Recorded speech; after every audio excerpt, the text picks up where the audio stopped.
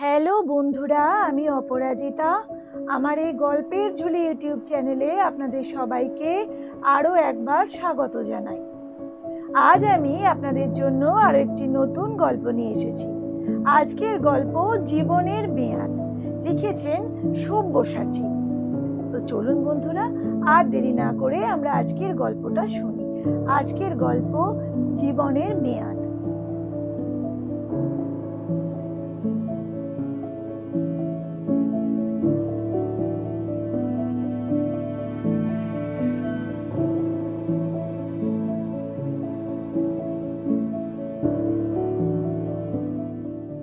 শীতের কুয়াশা মলিন সন্ধ্যা।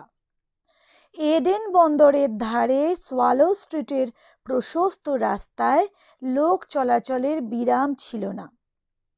রাস্তায় গ্যাস এবং ইলেকট্রিকের আলোগুলো আবরণের ভেতর থেকে যতটা সম্ভব আলো বিতরণ করছিল। এই রহস্যময় আবছা আলো অন্ধকারের ভেতর দিয়েই যে যার গন্তব্যস্থানে এগিয়ে চলেছিল।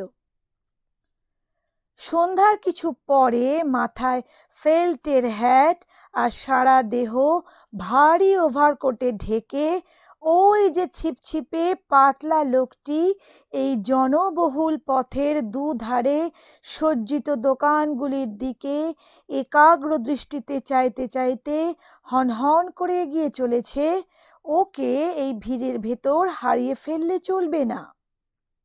ওকে অবলম্বন করেই আমাদের এই গ্রন্থ শুরু হবে এবং শেষ পর্যন্ত যেসব রোমাঞ্চকর ঘটনার ঘাত প্রতিঘাতের ভেতর দিয়ে এই ভয়াবহ আখ্যায়িকার যবনিকাপাত হবে তা ভাবতে গেলেও সারা গায়ে কাঁটা দিয়ে ওঠে।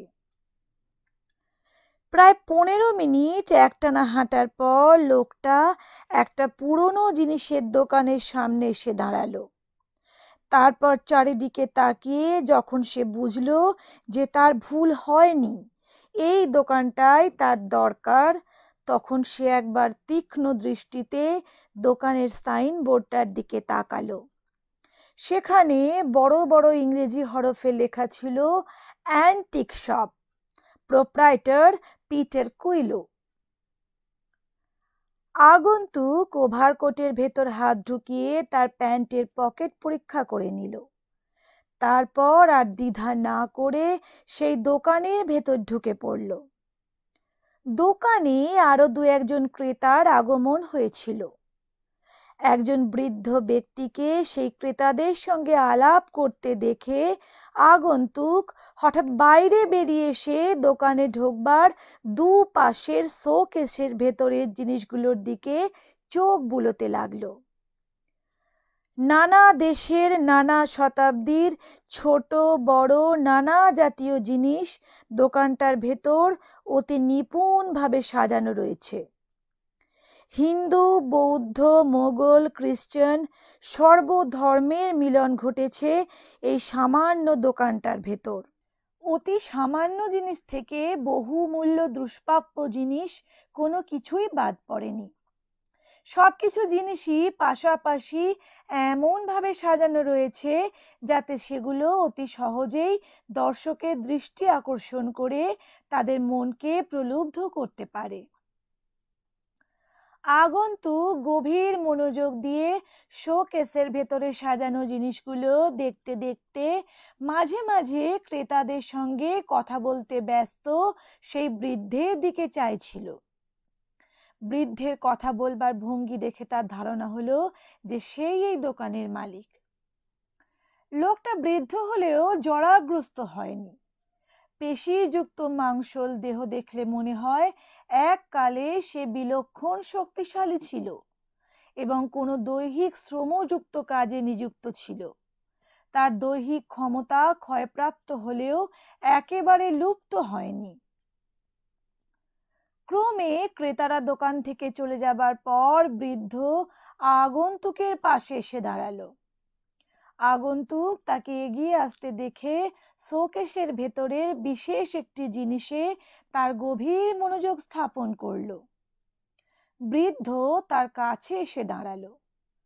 তারপর তার গভীর দৃষ্টি অনুসরণ করে শোকেসের দিকে তাকিয়ে দেখতে পেলে আগন্তুকের এই গভীর মনোযোগের কারণ একটা প্রাচীন পান পাত্র। বৃদ্ধ আগ্রহ ভরা কণ্ঠে বলল, আপনার দৃষ্টিশক্তির প্রশংসা করতে হয়। শোকেসের ভেতরের ওই পানপাত্রটি মোগল আমলের শিল্পীদের অপূর্ব কীর্তি আজও গর্ব ভরে ঘোষণা করছে। এই অপূর্ব কারুকার্য ছাড়া এর ঐতিহাসিক মূল্য অসামান্য। কারণ প্রবাদ আছে যে সম্রাট শাহজাহান এই পানপাত্রটি ব্যবহার করতেন। সুতরাং দামের দিক থেকে এটাকে অমূল্য ও একটা দুর্লভ জিনিস বলা যেতে পারে। আপনার যদি পছন্দ হয়ে থাকে তবে অবশ্য।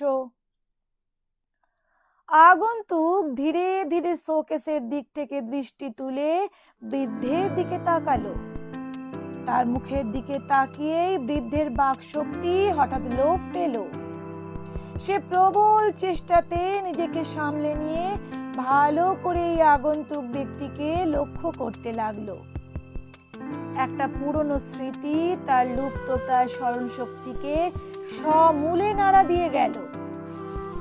এতক্ষণে সে বুঝতে পারলো যে ওই চোখ, ওই মুখ, ওই চুল তার অপরিচিত নয়। আগন্তুক তার হাতের ফেল্ট হ্যাটটা তার ওভারকোটের পকেটে রেখে মৃদু হেসে বলল, মিস্টার কুইলো, আপনার শোকেসে সাজানো এই ঐতিহাসিক পানপাত্রটি আমাকে মুগ্ধ করেছে, এ কথা সত্যি। শুধু এটা কেন, আমার মন মুগ্ধ করতে পারে এরকম বহু জিনিসই হয়তো আপনার দোকানে আছে। কিন্তু আমি এইসব ঐতিহাসিক অমূল্য জিনিসের সন্ধানে এখানে এসে উপস্থিত হইনি।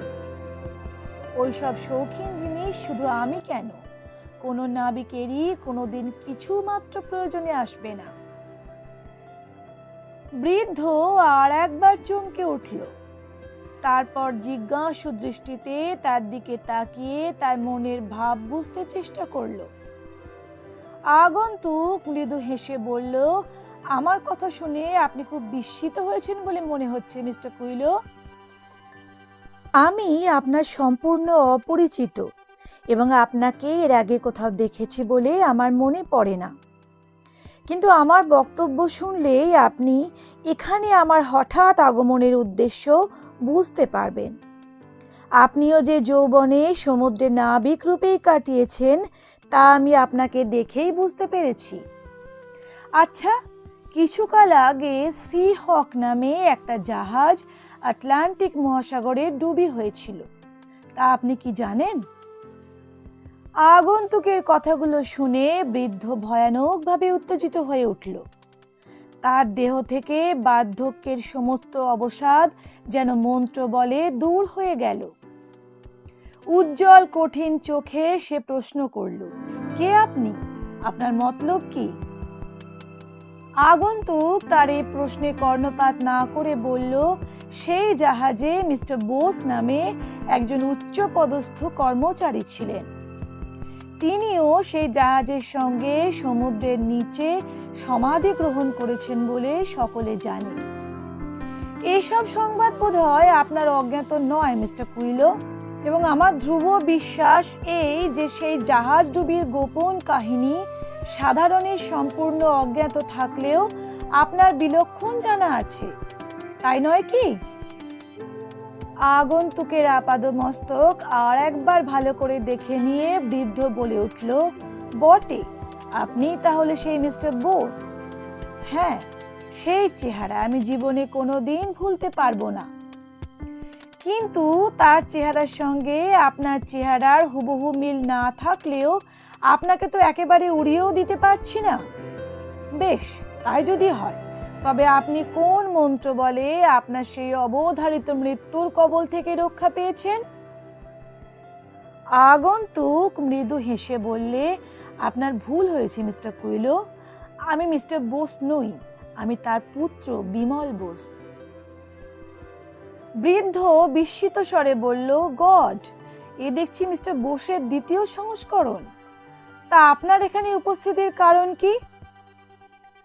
আগন্তুক গম্ভীরভাবে বললে, আমি জানি লস্ট অ্যাটলান্টিসে অভিযানকারীদের ভেতরে আপনিও একজন ছিলেন। আমি জানতে চাই আমার পিতা কর্তৃক আবিষ্কৃত এবং সংগৃহীত লস্ট অ্যাটলান্টিসের সেই দেবমূর্তি কোথায়?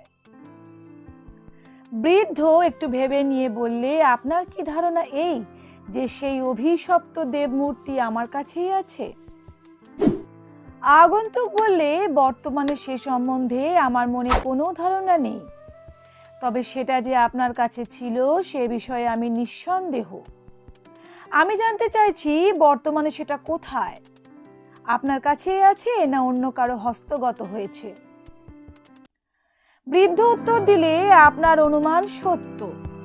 কিছুদিন পূর্বেও সেই দেবমূর্তি আমার কাছে ছিল সত্য, কিন্তু বর্তমানে সেটার মালিক আমি নই। কিছুদিন আগে সেটা আমি বিক্রি করেছি। বিস্মিত আগন্তুক প্রশ্ন করল, বিক্রি করেছেন? কাকে? কার কাছে আপনি সেই দুর্লভ এবং অমূল্য দেবমূর্তি বিক্রি করেছেন?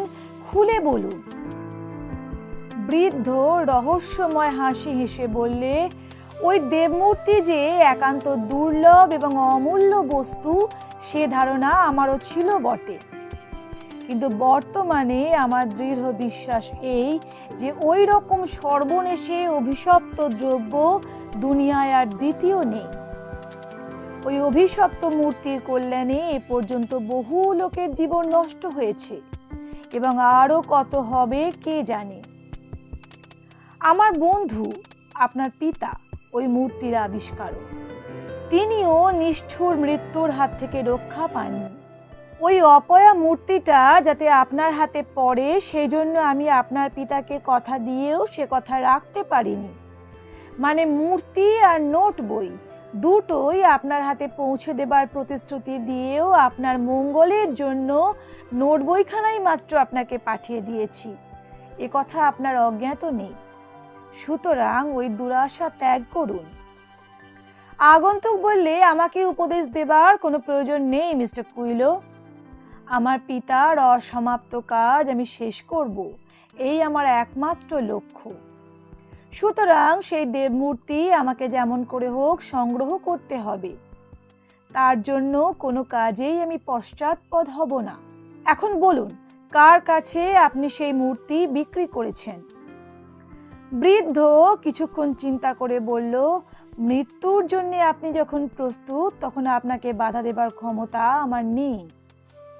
আপনার পিতা আর আমি এক জাহাজেই কাজ করতাম এবং আমার ঘনিষ্ঠ বন্ধুদের ভেতরে তিনি ছিলেন একজন। আপনি তারই পুত্র। সুতরাং আপনার মঙ্গলের জন্যই আপনাকে আমি ওই দেবমূর্তির বিপদ সম্বন্ধে সাবধান করে দিলাম মাত্র। এখন আপনার যা খুশি করতে পারেন। আগন্তুক ব্যগ্র স্বরে বললে, আপনার উপদেশের জন্য আপনি আমার ধন্যবাদ গ্রহণ করুন মিস্টার কুইলো। এখন বলুন, আপনি সেই লস্ট অ্যাটলান্টিসের দেবমূর্তি কার কাছে বিক্রি করেছেন? কে সেই লোক? বৃদ্ধ উত্তর দিলে, মূর্তিটা কিনেছেন বিখ্যাত প্রত্নতাত্ত্বিক এবং আবিষ্কারক ডক্টর রজত ব্যানার্জি। কিছুদিন আগে জব দ্বীপে নরবানরের কঙ্কাল আবিষ্কারক রূপে তার নাম আপনার অপরিচিত নাও হতে পারে। বিস্মিত আগন্তুক প্রশ্ন করলে, প্রত্নতাত্ত্বিক রজত ব্যানার্জি ওই মূর্তিটা কিনেছেন? তিনি কি ওই মূর্তিটার রহস্য জানেন বলে মনে হয় আপনার? বৃদ্ধ হেসে বললে, খুব সম্ভব না। লস্ট অ্যাটলান্টিসে অভিযানকারীদের ভেতরে সম্ভবত দুজন লোক মাত্র এখনো বেঁচে আছে, আমি আর ফার্স্ট অফিসার জনসন। এবং এই দুজন লোক ছাড়া ওই দেবমূর্তির প্রকৃত রহস্য আর কারো পক্ষে জানা সম্ভবপর নয়। আগন্তুক জিজ্ঞাসা করলো, ওই মূর্তিটার জন্য সে আপনাকে কত টাকা দিয়েছে মিস্টার কুইলো? বৃদ্ধ উত্তর দিলে, 500 টাকা। সত্যি কথা বলতে কি, এত টাকা একমাত্র হ্যাচিনসন ছাড়া আর কেউ দিতে পারে বলে আমি কোনোদিন স্বপ্নেও ভাবতে পারিনি। 500 কেন, সে 5 টাকা দিতে চাইলেও আমি আনন্দের সঙ্গে ওই মূর্তিটা তাকে দিতে রাজি হতাম।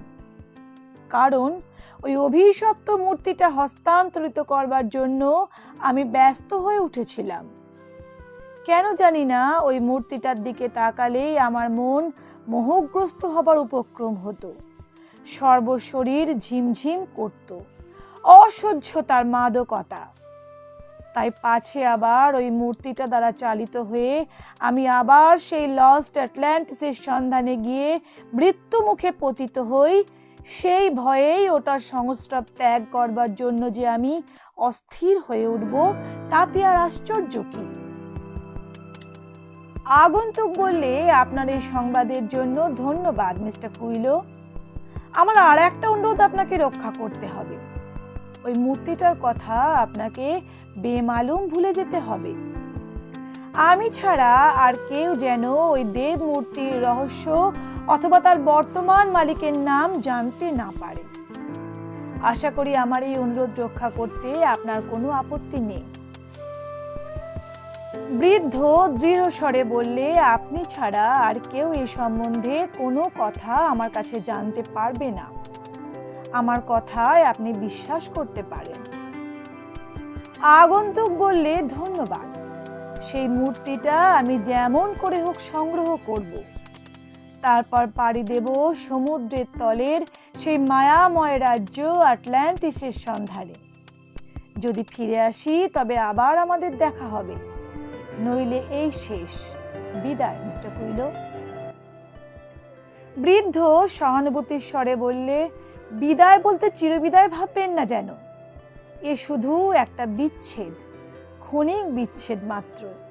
আবার আমাদের দেখা হবে। ভগবান তোমায় রক্ষা করুন। আগন্তুক চলে যাবার পর ধীরে ধীরে কুইলোর দোকানে আর একজন লোক ঢুকলো। পেছনে পদশব্দ পেয়ে কুইলো ফিরে তাকাতেই দেখতে পেল তার ঠিক সামনেই একজন লোক দাঁড়িয়ে আছে, হাতে তার ক্ষুদ্র একটা রিভলভার। বৃদ্ধ তার দিকে তাকিয়েই চমকে উঠল। তার মুখ দিয়ে অস্ফুট স্বরে উচ্চারিত হলো, তুমি তুমি বেঁচে আছো মিস্টার? তীব্রভাবে বাধা দিয়ে আগন্তুক বললে, চুপ! আমার ওই নাম ভুলে যাও কুইলো। তোমরা ভেবেছিলে যে আটলান্টিকের বুকে সি হক ডুবির সঙ্গে সঙ্গে আমার জীবনও নষ্ট হয়েছে, কিন্তু স্বচক্ষেই দেখতে পাচ্ছ তোমাদের সেই ধারণা কত ভুল। ভগবান আমায় অতি অদ্ভুতভাবে রক্ষা করেছেন। তোমাদের দ্বারা যে কাজ শেষ হয়নি, আমার দ্বারা তা শেষ করবার জন্য। একটু আগে তুমি বলেছিলে যে আটলান্টিসের অভিযানকারীদের ভেতরে শুধু দুজন লোক বেঁচে আছে, তুমি আর জনসন। কিন্তু তোমরা ছাড়াও যে আর একজন লোক জীবিত আছে, এ কথা তুমি ভাবতেও পারোনি। তবে তোমার একটা কথা আমি রাখতে চেষ্টা করব কুইলো, এই তিনজনের ভেতর থেকে একজনকে সরে যেতে হবে। আটলান্টিস অভিযাত্রীদের ভেতর দুজন লোকই বেঁচে থাকবে, যতদিন না জনসনের মৃত্যু হয়। বৃদ্ধ আতঙ্কিত স্বরে বললে, তোমার উদ্দেশ্য কি, খুলে বলো। আগন্তুক কঠিন স্বরে বললে, আমার উদ্দেশ্য অতি স্পষ্ট। আমি চাই না একমাত্র আমি ছাড়া আটলান্টিসের আবিষ্কারকদের ভেতরে কেউ বেঁচে থাকে, কারণ তাতে আমার কর্তব্য সম্পাদনে বিঘ্ন উপস্থিত হতে পারে। তাছাড়া আমি বেঁচে আছি এই সংবাদও যখন তুমি জানতে পেরেছ, তখন তোমার মৃত্যুই একমাত্র পথ। বৃদ্ধ শেষ চেষ্টা করে বললে, তুমি পথ চিনে যাবে কি করে? ওই দেব মূর্তি ছাড়া তোমার সংকল্প সিদ্ধি হবার কোনো আশা নেই। তুমি সারা জীবন খুঁজলেও ওই দেব মূর্তি খুঁজে পাবে না। আগন্তুক হেসে বললে, এতে বৃথা আনন্দিত হবার কোনো কারণ নেই কুইলো। একটু আগে যে ভদ্রলোকটির সঙ্গে তুমি আলাপ করছিলে তা আমার লক্ষ্য এড়ায়নি। তোমাদের সবকিছু আলোচনায় আমি বেশ পরিষ্কার শুনতে পেয়েছি, এবং এরপরে ডক্টর রজত ব্যানার্জির কাছ থেকে ওই মূর্তিটা হস্তগত করতে আমায় বিশেষ বেগ পেতে হবে না। সুতরাং এখন বুঝতে পারছো বোধহয় যে তোমার মৃত্যুতে আমার লাভ ছাড়া ক্ষতি নেই কিছু মাত্র। বৃদ্ধ হতাশার সুরে বললে, শয়তান, তুমি ভেবেছো আমাকে হত্যা করে রক্ষা পাবে? ভগবান তোমাকে রক্ষা করলেও আমি তোমাকে হত্যা করব, বিশ্বাসঘাতক কুকুর। কথা বলতে বলতে বৃদ্ধ তার জামার নিচে থেকে অদ্ভুত ক্ষিপ্রতার সঙ্গে একটা পুরনো ধরনের বড় পিস্তল বের করলে, কিন্তু সে সেটা ব্যবহার করবার আগেই আগন্তুকের হাতে রিভলভার গর্জন করলো।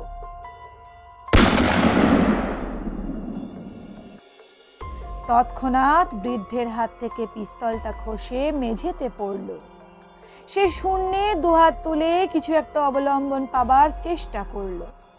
পর মুহূর্তেই তার প্রাণহীন দেহ মেঝেতে লুটিয়ে পড়ল। বৃদ্ধের প্রাণহীন দেহের দিকে তাকিয়ে আগন্তুক তার রিভলভারটা কোটের পকেটে রাখতে রাখতে বলল, কে জানতো যাকে হত্যা করবার জন্য তুমি একদিন প্রাণপণে চেষ্টা করেছিলে এবং সমুদ্র ডুবিতে তোমার যে বন্ধুর মৃত্যু ঘটেছিল তার হাতেই একদিন তোমার মৃত্যু ঘটবে। সামুদ্রিক হাঙরের কবল থেকে তুমি সেদিন রক্ষা পেয়েছিলে আমার রিভলভারের গুলিতে মৃত্যুবরণ করবার জন্য। ভগবানের কি বিচিত্র লীলা। বিদায় মিস্টার কুইলো, স্বর্গে আবার আমাদের দেখা হবে। আগন্তুক মৃদু হেসে দোকান থেকে বেরিয়ে রাস্তায় এসে দাঁড়ালো। সে ভেবেছিল যে কুইলোর হত্যাকাণ্ড কেউই লক্ষ্য করেনি, কিন্তু কুইলোর দোকানের একজন কেরানি যে সম্পূর্ণ অপ্রত্যাশিতভাবে এই মারাত্মক দৃশ্য দেখে নিল তা সে জানতেও পারল না। প্রাতঃভ্রমণ সমাপ্ত করে বাড়ি ফিরতেই ভবেশ এবং বিজয় দেখতে পেল তাদের ড্রয়িং রুমে একজন যুবক গভীর চিন্তামগ্নভাবে বসে রয়েছে। ভবেশ এবং বিজয়কে সেই ঘরে প্রবেশ করতে দেখে সে চমকে মুখ তুলে তাদের দিকে তাকালে। বিস্মিত ভবেশ তার দিকে তাকিয়ে চিনতে পারল যে সে তার কলেজের সহপাঠী বিমল। আনন্দিত হয়ে ভবেশ বিমলের হাত ধরে তীব্রভাবে ঝাঁকুনি দিয়ে বললে, বহুদিন পরে তোমার সঙ্গে আজ হঠাৎ এমন ভাবে সাক্ষাৎ হবে তা আমি ভাবতেও পারিনি। তারপর এতদিন ছিলে কোথায়? একটু হেসে বিমল বললে, তোমাদের সঙ্গে এরকম ভাবে দেখা হবে তা আমি ভাবতেও পারিনি কোনোদিন। সমুদ্রে যারা ঘুরে বেড়ায় তাদের মৃত্যু যে কোনো সময় ঘটতে পারে, তাতে আশ্চর্য হবার কিছু নেই। তাছাড়া আমার অবস্থাটা আরো একটু বিপজ্জনক, কারণ আমি অশান্ত আত্মার মতো সমুদ্রে ঘুরে বেড়াচ্ছি পেটের চিন্তায় নয়, আমার কর্তব্যের খাতিরে। ভবেশ বললে, তোমার কথা আমি সম্পূর্ণ বিশ্বাস করি বিমল। আমি জানি যে তুমি খেয়ালের বশে বা পেটের চিন্তায় নাবিক বৃত্তি গ্রহণ করনি। আটলান্টিকের বুকে জাহাজ ডুবিতে তোমার পিতার মৃত্যুর পর হঠাৎ যেদিন তুমি আমাদের কাউকে না জানিয়ে জাহাজে চাকরি নিয়ে সমুদ্র যাত্রা করেছিলে, সেদিনই আমি স্পষ্ট বুঝতে পেরেছিলাম যে তোমার এই হঠাৎ সমুদ্র যাত্রার পেছনে কোনো রহস্য আত্মগোপন করে রয়েছে। সত্যি কথা বলতে কি, কোন গোপন উদ্দেশ্যের বশবর্তী হয়ে তুমি তোমার পিতার মৃত্যুর পর এমন হঠাৎ করে সমুদ্রে পাড়ি দিয়েছিলে তা আজও আমার কাছে একটা প্রহেলিকা হয়ে রয়েছে। বিমল চিন্তামগ্নভাবে বললে, তোমার অনুমান একান্ত সত্য। আমার পিতার মৃত্যুর সঙ্গে আমার সমুদ্র যাত্রার কোন গোপন সম্বন্ধ বর্তমান রয়েছে তা ধারণা করা তো দূরের কথা, বললেও হয়তো তোমরা সে কথা বিশ্বাস করতে চাইবে না। আমাকে উন্মাদ বলেই তোমাদের মনে হবে, কিন্তু আমি জানি সেই কাহিনী কত ভয়ানক সত্য। তুমি বোধহয় বিশ্বাস করবে না যে আমার পিতার জাহাজ ডুবিতে মৃত্যু ঘটেনি। তিনি তার শত্রুপক্ষের হাতে একান্ত বন্দি জীবন যাপন করছেন, কিন্তু কে বা কারা তার শত্রু অথবা তিনি বর্তমানে কোথায় বন্দি আছেন এ সংবাদ আমার জানা নেই। ভবেশ গম্ভীরভাবে বলল, তোমার এই ধারণার মূলে কি কোনো সত্য আছে বিমল? তোমার পিতা আজ প্রায় 2 বছর আগে আটলান্টিকে জাহাজ ডুবি হয়ে মারা গেছেন, এই কথাই সকলে জানে। অথচ তুমি বলছো যে তিনি বেঁচে আছেন এবং তার শত্রুপক্ষের হাতে বন্দি জীবন যাপন করছে। আটলান্টিকে জাহাজডুবির পর তিনি রক্ষা পেলেন কি উপায়ে? তার শত্রু কে এবং কেন তারা তাকে বন্দি করে রেখেছে? এসব কথা চিন্তা করলে তোমার মনের ওই বদ্ধমূল ধারণা একান্ত আজগুবি বলে মনে হয়। বদ্ধমূল বলছি এই জন্য যে এই অনুমানের বশবর্তী হয়ে তুমি সমুদ্র তোলপাড় করে ফিরছো তোমার পিতার সন্ধানে। কোন প্রমাণের উপর ভিত্তি করে তুমি এমন অসম্ভব ধারণা মনে স্থান দিয়েছো বলতে পারো? বিমল কোনো কথা না বলে তার পকেট থেকে একটা জীর্ণ নোট বই বের করলো। তারপর সেটা অতি সাবধানে ভবেশের হাতে দিয়ে বলল, এই নোট বই তার প্রমাণ। এই নোট বইখানা পড়লেই তুমি জানতে পারবে আমার মনে ওই বিশ্বাস উদয় হবার কারণ কি। তোমাকে আগেই বলে রাখছি যে নোট বইখানা আমার পিতার এবং নোট বইয়ের ভেতরের লেখাগুলো তারই হাতের লেখা। এই অদ্ভুত লেখা সমেত নোট বইখানা কি করে আমার হাতে এসে পড়ে সে কথা বিস্তারিত না বললেও হয়তো ব্যাপারটা বুঝতে তোমার কোনো অসুবিধে হবে না। তবে এটুকু বলে রাখছি যে সিহক জাহাজডুবির পর সেই জাহাজের কোনো নাবিক মৃতপ্রায় হয়ে এদেশে এসে উপস্থিত হয় এবং আমার মৃত পিতার আদেশ মতো নোট বইখানা সে কোনো লোককে দিয়ে আমার হাতে পৌঁছে দেয়। কিন্তু সেই লোকের মুখ থেকে অনেক চেষ্টা করেও আমি কোনো সংবাদ জানতে পারিনি। যে কোনো কারণেই হোক সে আমার কাছে কিছু প্রকাশ না করে সমস্ত ব্যাপারটাই গোপন করে গিয়েছিল। নোট বইখানা সে আমার কাছে পৌঁছে দিয়েই অদৃশ্য হয়। এ পর্যন্ত তার আর কোনো সংবাদ আমি জানতে পারিনি। তারপর হঠাৎ এডেনে পৌঁছে তার সঙ্গে আমার দেখা হয়। সে আমাকে দেখতে পেয়েছিল নিশ্চয়ই, কারণ তার কাছে পৌঁছবার আগেই সে রাস্তার ভিড়ের ভেতর অদৃশ্য হয়ে যায়। আমাদের জাহাজ এডেনে এসে পৌঁছবার পর হঠাৎ একখানা উড়ো চিঠি আমার হাতে আসে। তাতে লেখা ছিল যে অপহৃত আটলান্টিসের দেবমূর্তি এডেন শহরে পিটার কুইলো নামক কোনো এক প্রাচীন দ্রব্য বিক্রেতার কাছে আছে। এই পিটার কুইলো সিহক জাহাজের একজন প্রাচীন নাবিক ছিল। আমি ওই উড়ো চিঠির নির্দেশ মতো পিটার কুইলোর কাছে গিয়ে উপস্থিত হই এবং ওই দেবমূর্তির কথা জিজ্ঞাসা করি। আমার কথা শুনে সে নিতান্ত অনিচ্ছা সত্ত্বেও ওই দেবমূর্তির সংবাদ আমায় জানায়, কিন্তু সে বারবার আমাকে ওই অভিশপ্ত মূর্তির কোনো সন্ধান না করতেই উপদেশ দিয়েছিল। সে বলেছিল যে ওই দেবমূর্তির কল্যাণে বহু লোকের জীবন নষ্ট হয়েছিল এবং আরো কত হবে কে জানে। বলা বাহুল্য সেও আমার পিতার সম্বন্ধে কোনো কথা আমায় জানায়নি। তবে কথা ঠিক যে সেও এই সম্বন্ধে অনেক কিছুই জানে, কিন্তু কোনো কারণবশত কিছুই প্রকাশ করতে রাজি নয়। আরো আশ্চর্য ব্যাপারে যে আমার সঙ্গে যে রাত্রে পিটার কুইলোর দেখা হয় সেই রাত্রেই কোনো অজ্ঞাত আততায়ী কর্তৃক সে নিহত হয়। পুলিশের বিশ্বাস যে তার কোনো গোপন শত্রুর দ্বারা পিটার কুইলো নিহত হয়েছে, কারণ তার ধনসম্পত্তির ভিতরে একটি কপোর্তকও আততায়ীর দ্বারা অপহৃত হয়নি। যাই হোক, আমি এরপর ওই মূর্তির সন্ধানে এখানে এসে উপস্থিত হই, কিন্তু কি উপায়ে ওই মূর্তিটা তার বর্তমান মালিকের কাছ থেকে সংগ্রহ করা যায় তা আমি বুঝে উঠতে পারছিলাম না। তারপর ঠিক করলাম যে টাকা দিয়ে ওই মূর্তি আমি কিনে নেব। আমার এই সংকল্প কতদূর সিদ্ধ হতো তা জানি না, কিন্তু হঠাৎ একটা ব্যাপারে আমার সবকিছুই ওলট পালট হয়ে গেল। আজ ডাক্তার রজত ব্যানার্জির বাড়ির ধারে আমি সেই নাবিকটির দেখা পেয়েছি যে আমার কাছে এই নোট বইখানা পৌঁছে দিয়ে গিয়েছিল।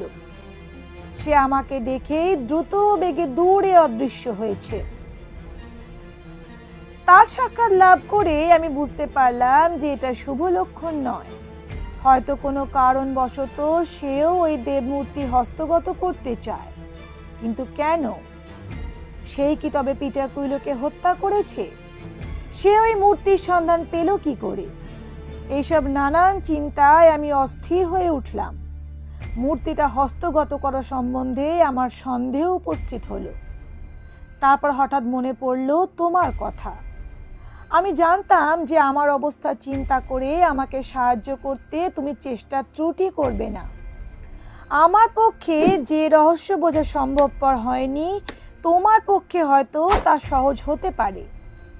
তাই বরাবর তোমার কাছেই চলে এসেছি। ভবেশ গভীর মনোযোগ দিয়ে বিমলের কথা শুনে গেল। তারপর চোখ তুলে জিজ্ঞাসা করলো, ওই একটা মূর্তির জন্য এত কাণ্ড ঘটবার কি কারণ হতে পারে বলে তোমার মনে হয়? আমায় খুলে বলতে পারো? বিমল বললেন, না, তবে এটা ঠিক যে ওই মূর্তিটার ভেতরে এমন কিছু বিশেষত্ব আছে যার দাম হয়তো অনেক। কিন্তু আমি তার জন্য ব্যস্ত নই। আমি চাই আমার পিতাকে উদ্ধার করতে। আমার দৃঢ় বিশ্বাস এই যে ওই মূর্তিটার ভেতরে আমি তার সন্ধান পাব। আমার এই বিশ্বাস তোমার কাছে পাগলামি মনে হতে পারে, কিন্তু বহু চেষ্টাতেও এই ধারণা আমি ত্যাগ করতে পারিনি। ভবেশ প্রশ্ন করলো, ওই মূর্তিটা ডক্টর রজত ব্যানার্জি কত টাকা দিয়ে কিনেছে জানো? বিমল বললে, জানি। পিটার কুইলের কাছ থেকে 500 টাকা দিয়ে মিস্টার ব্যানার্জি ওই মূর্তিটা কিনেছেন। ভবেশ বলল, বটে, একটা মূর্তির জন্য 500 টাকা খরচ একটু বিচিত্র বলে মনে হয় নাকি? বিমল বললে, নিশ্চয়ই। তাই আমার বিশ্বাস যে ডক্টর ব্যানার্জিও ওই মূর্তিটার কোনো গোপন কাহিনী জ্ঞাত আছেন। ভবেশ বললে, হতে পারে, কিন্তু তোমার পিতার এই নোট বইতে ওই মূর্তিটার সম্বন্ধে কোনো উল্লেখ কোথাও খুঁজে পাওয়া যায় কিনা ভালো করে দেখেছো কি? বিমল বললে, দেখেছি, কিন্তু উল্লেখ যা আছে সে অতি সামান্য। তাতে ওই মূর্তিটার রহস্য প্রকাশ হয়নি।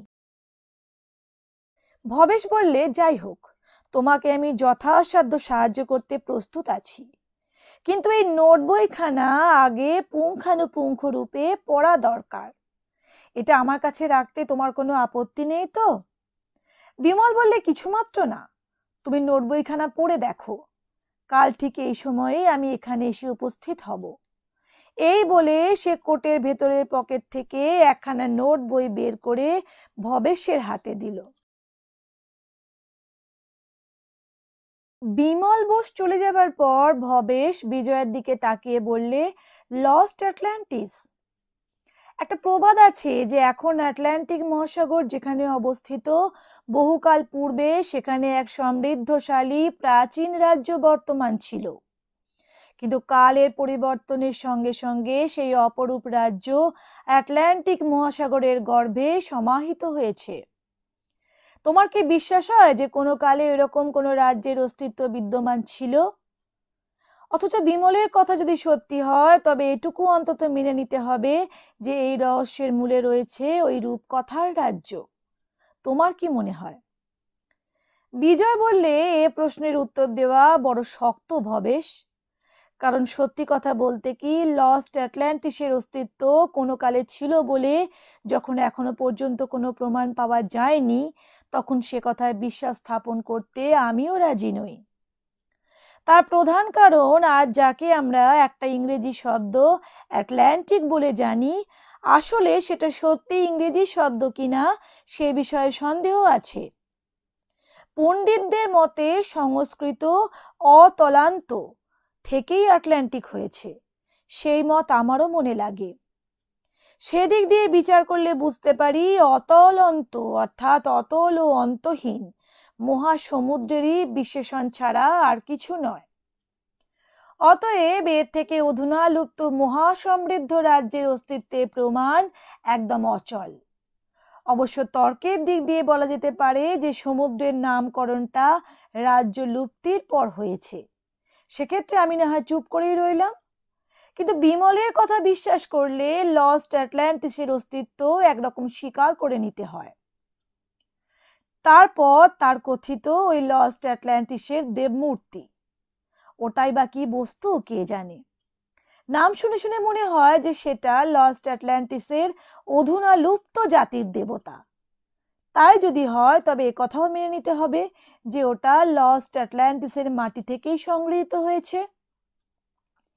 এসব পরস্পর বিরোধী প্রশ্নের মীমাংসা করা অত্যন্ত কঠিন। তবে এখানে একটা কথা বলা যেতে পারে। তোমার বোধহয় মনে আছে যে প্রায় বছর 5 আগে এই লস্ট অ্যাটলান্টিসের ব্যাপার নিয়ে সব দেশেই একটা চাঞ্চল্য উপস্থিত হয়েছিল। ভবেশ বললে, হ্যাঁ, তোমার কথা সত্যি। বহুদিন হলেও সেই কাহিনী লোকের মন থেকে হয়তো একেবারে মুছে যায়নি। যাই হোক, এর সত্য মিথ্যা বিচার পরে করা যাবে। এখন আগে এই নোট বইখানাতে কি রহস্য লুকিয়ে আছে দেখা যাক। এর দ্বারা হয়তো আমরা এই ঘটনার কোনো একটা মীমাংসার সূত্র খুঁজে পেতেও পারি। একটা অতি পুরাতন জীর্ণ নোট বই। ভবেশ সেটাকে প্রথমে উল্টে পাল্টে ভালো করে দেখে নিল। বইখানার অবস্থা দেখে ভবেশের মনে হলো সেটা কোনোদিন জলে ভিজেছিল, কারণ পাতাগুলো কোঁকড়ানো এবং তার ভেতরে কালি দিয়ে লেখাগুলোও জলে ভিজে বিকৃত হয়েছে। কিন্তু তাহলেও ভেতরের লেখাগুলো পড়তে বিশেষ অসুবিধা হয় না। ভবেশের মনে পড়ে গেল বহুদিন আগে এর চেয়েও জীর্ণ মলিন একখানা পুঁথি তার হাতে এসেছিল। সেই পুঁথির আবছা অক্ষরগুলো পাড়ার কেউই পড়তে পারেনি, তার কারণ সেটাও জলে ভিজে অনেক অক্ষর তার ঝাপসা হয়ে গিয়েছিল। ভবেশ অনেক চেষ্টা করে সেখানে প্রায় আগাগোড়া পড়ে ফেলে। পুঁথিখানা পাওয়া গিয়েছিল বীরভূম অঞ্চলে। কয়েকটি পুরাণের গল্প তার ভেতর ছিল। ভবেশের কৃতিত্বেই তার পাঠোদ্ধার হয়েছিল। এ নোট বইখানা কিন্তু সেই জীর্ণ পুঁথির চেয়ে ঢের ভালো। কাজেই একটু চেষ্টা করলে বইখানা আলবাত পড়া যাবে। ভবেশ নোট বইখানা খুলে পড়তে আরম্ভ করলে অতি সন্তর্পণে। বিজয় বললে, এই রোমাঞ্চের মধ্যে একটু চায়ের অবতারণা করো ভবেশ, নইলে জমবে না। উৎফুল্ল হয়ে ভবেশ বলল, ঠিক কথা বলেছ, তবে ভাই তুমি হুকুমটা জারি করে এসো। আমি গ্যারান্টি দিচ্ছি তুমি ফিরে না এলে এর একটি লাইনও পড়ব না। বিজয় ফিরে এলে ভবেশ পড়তে শুরু করলো। 10ই ডিসেম্বর। সমুদ্র গর্ভের রহস্য আজও আমাদের কাছে একটা অজ্ঞাত বিভীষিকা হয়ে রয়েছে। কাল আমাদের দুজন সঙ্গী নিচে অবতরণ করে আর ওপরে উঠে আসতে পারেনি। অতি অদ্ভুত উপায়ে জাহাজের সঙ্গে তাদের সমস্ত সম্পর্ক ছিন্ন হয়েছে, কিন্তু কি করে তা সম্ভব হলো তা আমরা বুঝতে না পেরে বিস্মিত এবং অত্যন্ত ভীত হয়ে উঠেছি। ডুবুরিদের সঙ্গে লোহার শিকলের অতি দৃঢ় বন্ধন ছিন্ন হলো কি করে? কিন্তু উপর থেকে সমুদ্র তলের বিভীষিকাময় রহস্য কিছুই জানবার উপায় নেই। উপর থেকে এটুকু মাত্র আমরা বুঝতে পেরেছি যে ডুবুরিদের সঙ্গে জাহাজের কোনো সম্পর্ক আর বর্তমান নেই এবং এর ফলে তাদের ঘটবে অতি নিষ্ঠুর মৃত্যু। কিন্তু আমরা নিরুপায়। কল্পনা চক্ষে তাদের অদৃষ্ট অনুমান করা ছাড়া আমাদের আর কিছুই করবার নেই। 11ই ডিসেম্বর। মহাসাগরের বুকে পরপর সব শুদ্ধ 5 জন সঙ্গীকে আমরা হারালাম। প্রত্যেকবারই আমরা লক্ষ্য করছি যে ডুবুরিদের সঙ্গে জাহাজের লোহার শিকলের যে বন্ধন সেটা ছিন্ন হয়েছে সমুদ্র তলের কোনো এক অদৃশ্য শক্তির প্রবল আকর্ষণে। কে এইভাবে লোহার শিকল চূর্ণ করছে কে জানে। ডুবুরিদের অদৃষ্টে কি ঘটছে তা একমাত্র ভগবান জানেন। খুব সম্ভব অক্সিজেনের অভাবে জলের নিচে তাদের শ্বাসরুদ্ধ হয়ে মৃত্যু ঘটছে। এই অবস্থায় নিচে নামতে আর কেউ রাজি নয়, কিন্তু তাই বা সম্ভব হবে কি করে? সমুদ্রগর্ভের প্রাচীন মৃত রাজ্য আমাদের আবিষ্কার করতেই হবে। তার জন্য যে কোনো মূল্যই হোক না কেন দিতে আমরা পশ্চাৎপদ হব না। ক্যাপ্টেন হ্যাচিনসন অত্যন্ত বিমর্ষ এবং চিন্তিত হয়ে উঠেছেন। তার জাহাজের 5 জন নাবিকের শোচনীয় মৃত্যুর জন্য তিনি নিজেকেই দায়ী বলে মনে করছেন। মাঝে মাঝে তিনি একথা প্রকাশ করতে দ্বিধাবোধ করেননি যে লস্ট অ্যাটলান্টিসের সংবাদ রূপকথার কল্পনা ছাড়া আর কিছুই নয়। মহাসমুদ্রের নিচে সে রাজ্যের অস্তিত্ব একমাত্র উন্মাদ ছাড়া আর কেউ বিশ্বাস করবে না। কিন্তু আমি জানি এই কথা কত মিথ্যা। একটা প্রাচীন মৃত রাজ্য জলের নিচে বিরাজ করছে এবং সেটা ঠিক আমাদের জাহাজের নিচেই। কিন্তু সে কথা হ্যাচিনসনকে কে বোঝাবে? কোনো যুক্তি বা প্রমাণের সাহায্যে কথা আমি তাকে বিশ্বাস করাতে পারবো না। নাম গোত্রহীন সেই আবিষ্কারক নাবিকের ডায়েরি প্রকাশ করলে বিপদ ঘটবে, তাতে আমার বিন্দুমাত্র সন্দেহ নেই। আটলান্টিসের সেই রহস্য প্রকাশ পেলে এদের ভেতরের পৈশাচিক প্রবৃত্তিগুলো মাথা নাড়া দিয়ে জেগে উঠবে এবং তার ফলে ঘটবে সমুদ্র বক্ষে একটা মারাত্মক বিপ্লব ও নরহত্যা। এরা নিজেদের ভেতর খুনোখুনি করে মরবে। সুতরাং সেই ডায়েরি প্রকাশ করা হবে না। এদের মনের দ্বিধা অন্য কোনো উপায় দূর করতে হবে। সমুদ্র তলের সেই মায়াময় বিরাট রাজ্যের সন্ধান না নিয়ে এখান থেকে কোনো মতে ফিরে যাওয়ার কথা ভাবাই যায় না। 15ই ডিসেম্বর শেষ পর্যন্ত ঠিক হয়েছে, এবার আমরা সব শুদ্ধ 10 জন জলের নিচে অবতরণ করব। কারণ ক্যাপ্টেন হ্যাচিনসন নিজে না নেমে জাহাজের আর কোনো নাবিককে মৃত্যুর মুখে ঠেলে দিতে রাজি নন। জলের নিচের অজ্ঞাত শত্রুর বিরুদ্ধে আত্মরক্ষা করবার জন্য আমরা যথাসম্ভব অস্ত্রশস্ত্রে সজ্জিত হয়েই অবতরণ করব। আমাদের প্রত্যেকের সঙ্গে থাকবে রিজার্ভড অক্সিজেন সিলিন্ডার, যাতে সেই অজানা শত্রু কর্তৃক আমাদের সঙ্গে জাহাজের লোহার শিকল ছিন্ন হলেও অক্সিজেনের অভাবে আমাদের হঠাৎ মৃত্যু না ঘটে। জোগাড় যন্ত্র সম্পূর্ণ করতে আমাদের 2 দিন সময় নষ্ট হলো। এখান থেকে মাইল 7 দূরে একটা বনময় দ্বীপ আমরা দেখতে পেয়েছিলাম। সেখান থেকে প্রচুর জল এবং অপর্যাপ্ত বন্য ফলমূল সংগ্রহ করে আমরা জাহাজে ফিরে এলাম। 2টো প্রকাণ্ড বন্য বরাহ শিকার করে তার মাংস নুন মেখে নিয়ে এলাম। জাহাজে খাদ্যের অভাব যাতে ঘটতে না পারে সেই জন্য আমরা আগে থেকেই এই সতর্কতা অবলম্বন করলাম। কারণ আমরা জলের নিচে অবতরণ করবার পর 7 দিন এখান থেকে জাহাজ কোথাও নড়বে না। এই 7 দিনের ভেতরে যদি তারা আমাদের কাছ থেকে কোনো সংবাদ না পায় তাহলে তারা এখান থেকে ফিরে যাবে। এই সমস্ত ব্যবস্থা সম্পূর্ণ করে আমরা স্থির করলাম কাল ভোরেই আমরা মহাসাগরের তলদেশে অভিযান করব। কি উত্তেজনা, আনন্দ এবং আশঙ্কার ভেতর দিয়ে যে আমরা সেই একটি রাত অতিবাহিত করেছিলাম সে কথা বোঝাবার ক্ষমতা আমার নেই। সেই আনন্দ এবং আশঙ্কা শুধুমাত্র উপলব্ধি করবার যোগ্য, তা ভাষায় ব্যক্ত করা অসম্ভব। আমাদের দল গঠিত হলো 11 জন লোক নিয়ে। প্রথমে স্থির হয়েছিল 10 জন, কিন্তু প্রৌঢ় এবং বলশালী অভিজ্ঞ নাবিক কুইলোর অনুরোধ এড়াতে না পেরে তাকেও আমরা দলভুক্ত করলাম। 6 জন অভিজ্ঞ এবং শক্তিশালী সাধারণ নাবিক, ক্যাপ্টেন হ্যাচিনসন, আমি, first officer Johnson, second officer Banerjee এবং সুপারভাইজার পিটার কুইলো। কে বলতে পারে পৃথিবীর বুকে এই আমাদের শেষ রাত্রি কিনা। এরপরে কয়েকটা পাতা অতি সংক্ষিপ্ত এবং কাটাকুটিতে ভরা বলে কিছু স্পষ্ট করে বোঝা যায় না। মনে হয় যে এগুলোতে এই অভিযাত্রী দলের সমুদ্র তলের অভিজ্ঞতা অতি নিপুণভাবে ব্যক্ত করা হয়েছিল। কিন্তু এরপরে কোনো কারণে এগুলোকে কেটে কুটে এবং ঘষে অদৃশ্য করা হয়েছে। কিন্তু কে সেগুলোকে নষ্ট করেছে, লেখক না অন্য কেউ, তা বোঝা অসাধ্য।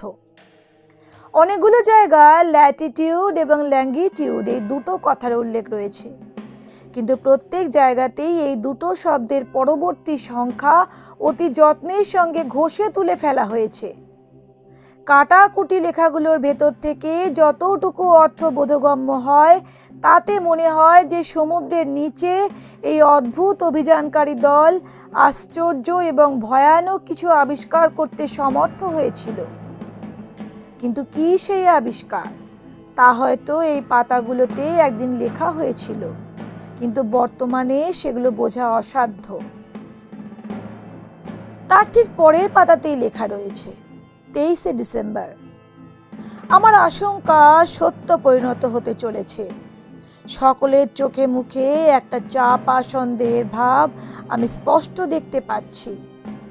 সমুদ্রতলের অভিযানকারীদের ভেতরে আমরা মাত্র 5 জন জীবিত ফিরে আসতে পেরেছি। নাবিকদের ভেতরে 2 জনের মৃত্যু ঘটেছে তাদের লোভ এবং মূর্খতার জন্য। আর একজন নাবিককে হত্যা করেছে আমাদের ভেতরেরই একজন। কিন্তু কে সেই হত্যাকারী এবং কেন সে হত্যা করেছে তা আমি এখনো বুঝতে পারিনি। ক্যাপ্টেন হাচিনসন, জনসন, ব্যানার্জি না কুইলো? কে সেই বিশ্বাসঘাতক হত্যাকারী? জাহাজের ভেতরেও সে একটা বিদ্রোহ বাঁধাবার চেষ্টায় আছে। লস্ট আটলান্টিস আবিষ্কৃত হয়েছে। এখন আর আমাদের জীবিত থাকা চলতে পারে না। তাতে তার স্বার্থ সিদ্ধির বাধা উপস্থিত হতে পারে। মূর্খ তুমি যেই হও, মৃত্যুর মুখ থেকে তুমিও রক্ষা পাবে ভেবেছ? মন্দিরের ভেতরে সেই অজ্ঞাত জীবন্ত মৃত্যুর কবল থেকে উদ্ধার পাবে কি করে? 24শে ডিসেম্বর রাত্রি 2টো। গভীর রাত্রি। জাহাজের সবাই এখন গভীর ঘুমে সচেতন। গভীর রাত্রি। জাহাজের সবাই এখন গভীর ঘুমে অচেতন। লস্ট আটলান্টিস আবিষ্কৃত হয়েছে সত্য, কিন্তু তাতে কিছুই ফল লাভ হয়নি। জাহাজের ভেতরে একটা ভয়ানক হত্যাকাণ্ড আমি দিব্য চক্ষে দেখতে পাচ্ছি, কিন্তু আমাদের মৃত্যুর সঙ্গে সঙ্গে যে এই অদ্ভুত আবিষ্কার স্বপ্নে বিলীন হবে এই চিন্তাও আমার পক্ষে অসহ্য।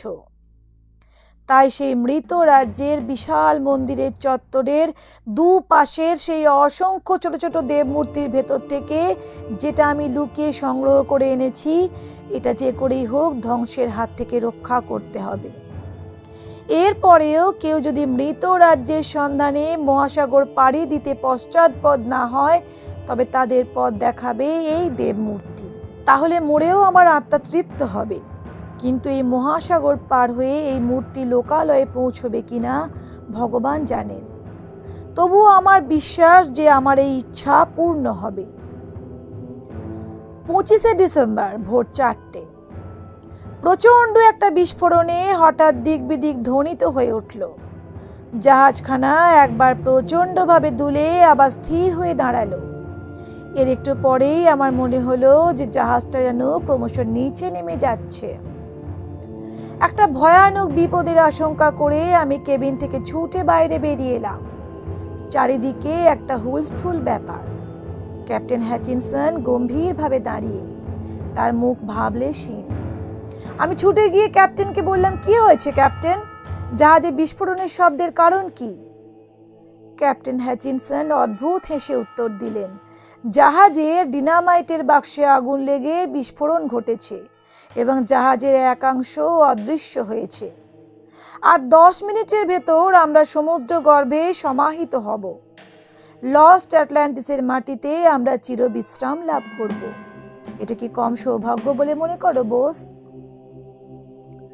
আমি উন্মত্তের মতো চিৎকার করে বললাম, মরণের সামনে দাঁড়িয়ে এরকম করে কেউ হাসতে পারে এ ধারণা আমার ছিল না। লাইফ বেল্ট এবং লাইফ বোট থাকতে আমরা মরবো কেন ক্যাপ্টেন? সেগুলোর সাহায্যে তো আমরা অতি সহজেই জাহাজ ত্যাগ করে রক্ষা পেতে পারি। সামনেই মাইল 7 দূরে রয়েছে ওই নামহীন দ্বীপ। সেখানে গিয়ে আশ্রয় নিলে খাদ্যের অভাবেও আমাদের মৃত্যু হবে না। তারপর অন্য জাহাজ এসে আমাদের উদ্ধার করবে।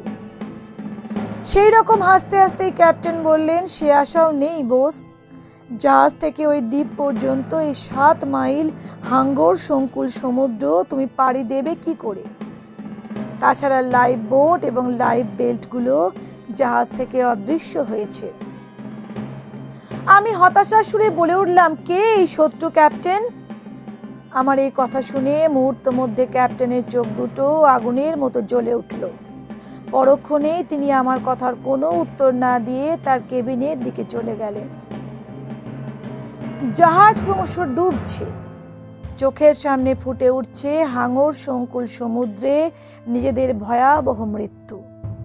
উদ্ধারের কোনো আশা আমাদের নেই। হঠাৎ একজন নাবিকের ক্রুদ্ধ এবং বিস্ময় ভরা চিৎকার শুনে আমরা তার দিকে তাকালাম। তাকে দূর সমুদ্রের দিকে তাকিয়ে থাকতে দেখে আমরা তার দৃষ্টি অনুসরণ করে দেখতে পেলাম একটা ছোট বোট ঢেউয়ের তালে দুলতে দুলতে ক্রমশ জাহাজ থেকে দূরে সরে যাচ্ছে। বুঝতে পারলাম যে সেটা এই জাহাজেরই বোট। দুজন লোক বোটে বসে জাহাজের দিকে তাকিয়েছিল, কিন্তু তারা কে তা এত দূর থেকে চেনা গেল না। ক্যাপ্টেনের কথার প্রমাণ আমরা স্বচক্ষেই দেখতে পেলাম। লস্ট অ্যাটলান্টিস অভিযাত্রী দলের ভেতরে দুজনের বিশ্বাসঘাতকতায় আজ আমরা মরতে বসেছি। আমাদের উদ্ধার পাবার সমস্ত উপায় ধ্বংস করে তারা একখানা বোট লুকিয়ে রেখেছিল নিজেদের জন্য। তারপর জাহাজের চারদিকে বিশৃঙ্খল অবস্থার সুযোগে তারা গোপনে জাহাজ থেকে পলায়ন করেছে।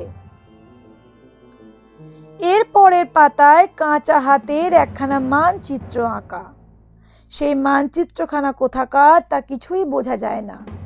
সেই মানচিত্র আঁকা পাতার পর কয়েকখানা পাতায় কিছুই লেখা হয়নি, একেবারে পরিষ্কার। ভবেশ মাথা নেড়ে বললেন, না, এই নোট বইটাতে এমন কিছুই দেখতে পেলাম না যাতে ঘটনাটা একটু পরিষ্কার হয়। লস্ট অ্যাটলান্টিসের সন্ধানে গিয়ে সমুদ্রবাসের কয়েকটা দিনের চিত্র এতে আঁকা হয়েছে মাত্র। এডেনে নিহত কুইলোর নামও এতে রয়েছে। সুতরাং সেও যে এই দলের ভেতর ছিল তা সত্য। সে জীবিত থাকলে হয়তো কোনো অদ্ভুত কথা আমাদের জানাতে পারত, কিন্তু তাকে হত্যা করা হয়েছে। সুতরাং বিজয় বললে, যদি নোট বইয়ের এই ঘটনা সত্যি হয় তবে বেশ বোঝা যায় যে তার কোনো পুরনো বন্ধুর দ্বারাই সে নিহত হয়েছে। সমুদ্রগর্ভে এমন কি রহস্য এরা আবিষ্কার করেছিল যার জন্য এই হত্যা এবং ষড়যন্ত্রের উদ্ভব হতে পারে। ভবেশ বললে, প্রথমত আমাদের জানতে হবে এই নোট বইয়ের ভাষার সঙ্গে বাস্তবের কোনো সম্বন্ধ আছে কিনা। যদি থাকে তবে পিটার কুইলোকে এইভাবে হত্যা করবার কারণ বুঝতে বিশেষ অসুবিধা হবে না। এর সঙ্গে আরো কয়েকটা জিনিসের সন্ধান আমাদের নিতে হবে। নোট বইয়ে উল্লেখিত ওই নাম গোত্রহীন নাবিকের ডায়েরি কোথায় বা তাতে কোনো বস্তুর সন্ধান দেওয়া ছিল? জাহাজ ডুবির পর কুইলো রক্ষা পেয়েছিল কি উপায়ে, এবং ওই দৈব মূর্তি বা তার হস্তগত হয়েছিল কেমন করে? প্রত্নতাত্ত্বিক বলে খ্যাত ডক্টর রজত ব্যানার্জি এডেনে কুইলোর দোকানে উপস্থিত হয়ে 500 টাকার বিনিময়ে ওই দেবমূর্তি হস্তগত করেছিলেন কেন? তিনি কি তবে লস্ট অ্যাটলান্টিস সম্বন্ধীয় কোনো গোপন রহস্য অবগত আছেন? খুব সম্ভব তাই। ওই দেবমূর্তির গুরুত্ব তার অজ্ঞাত নয়, কিন্তু তিনি ওই সন্ধান পেলেন কি উপায়ে? এখন আমাদের প্রথম কর্তব্য ডক্টর ব্যানার্জির সঙ্গে দেখা করে কৌশলে এ বিষয়ে সন্ধান করা। এ নিয়ে এখন কিন্তু বেশি হইচই করা চলবে না, ব্যাপারটার গুরুত্ব হালকা করা চলবে না। শোনা যায় ডক্টর ব্যানার্জির লোক খুব ভালো। আশা করা যায় তার সাহায্য পেলে আমরা এর রহস্য উদ্ঘাটন করতে সমর্থ হব। বিজয় বলল, সত্যি আমার কৌতূহল যেন ক্রমেই বেড়ে উঠছে। জিনিসটা একান্ত জানা দরকার।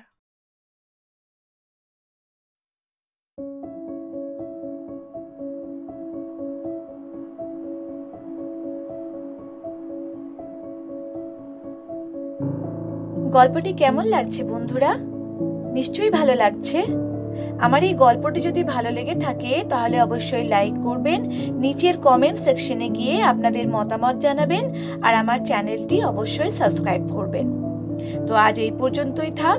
গল্পের পরবর্তী অংশটি নিয়ে খুব তাড়াতাড়ি আপনাদের সঙ্গে আবার দেখা হবে। এখনকার মতো বিদায়।